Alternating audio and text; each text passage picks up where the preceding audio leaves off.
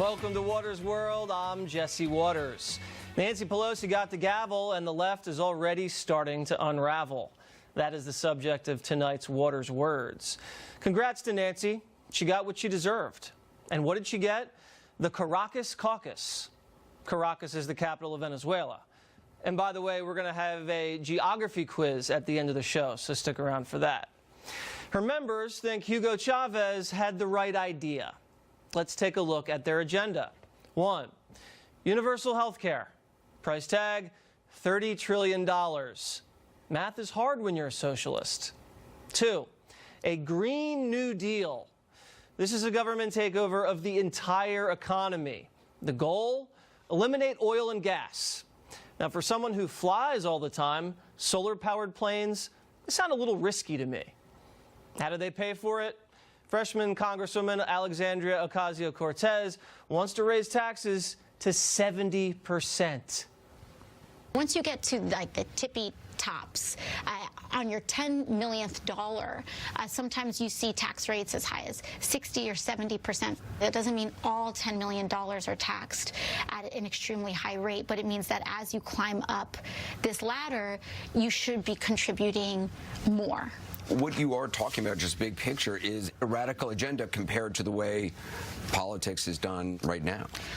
Well, I think that it only has ever been radicals that have changed this country. Abraham Lincoln made the radical decision to sign the Emancipation Proclamation. Franklin Delano Roosevelt made the radical decision to embark on establishing programs like Social Security. That is radical. Do you call yourself a radical? Yeah, you know, if that's what radical means, call me a radical. She just compared herself to Lincoln and FDR. Cocky. I like it. But you can raise taxes on every American to 70%, and you still can't pay for all of her fantasies. Number 3, they want a guaranteed wage, which I may need if I'm fired. But until then, I'll take my chances. Pelosi's people want to abolish ICE, chase families out of restaurants, and are already insulting half the country and comparing President Trump to Hitler. Here's Representative Hank Johnson of Georgia. Donald Trump supporters are older, less educated, less prosperous, and they are dying early. Their lifespans are decreasing, and many are dying from alcoholism, drug overdoses, liver disease, or simply a broken heart caused by economic despair. Americans, particularly black Americans, can't afford to make that same mistake about the harm that could be done by a man named Hitler or a man named Trump. By the way, Congressman Johnson said that in a church. They also want to impeach the president. For what? I have no idea. Here's Rashida Tlaib, the new Muslim congresswoman from Michigan.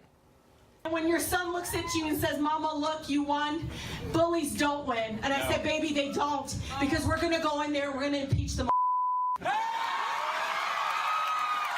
She looks like a lot of fun, doesn't she? And by the way, if you impeach Trump, you get President Pence. Now imagine what kind of judges he'll name to the Supreme Court. They'll make Kavanaugh look like Ruth Bader Ginsburg. But the Democrats don't care. In their first act, Democratic Congressman Brad Sherman introduced articles of impeachment. The second thing they did, introduced a bill to repeal the Electoral College. They really can't get over 2016, can they? I now call the House to order on behalf of all of America's children. Here to respond, former Arkansas governor and Fox News contributor Mike Huckabee, and the chairman of America Fighting Back, Herman Cain. All right, we'll start with you, Huckabee. What did you think about my brilliant commentary? It was brilliant. I mean, Jesse, what can I say? It was brilliant. Thank you. Not much else. I love the Caracas Caucus because, quite frankly, if we ever adopt those policies, we'll become the American carcass. There won't be anything left of this economy. Very good. I'm just shocked that people would take Alexandria Ocasio-Cortez seriously when she talks about a 70% tax rate. Good heavens.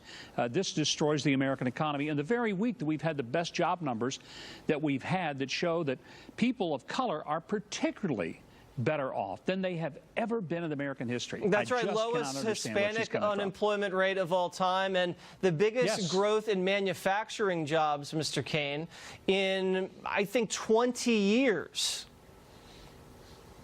I'm happy to be on with my good friend, Governor Mike Huckabee. Hello, Governor.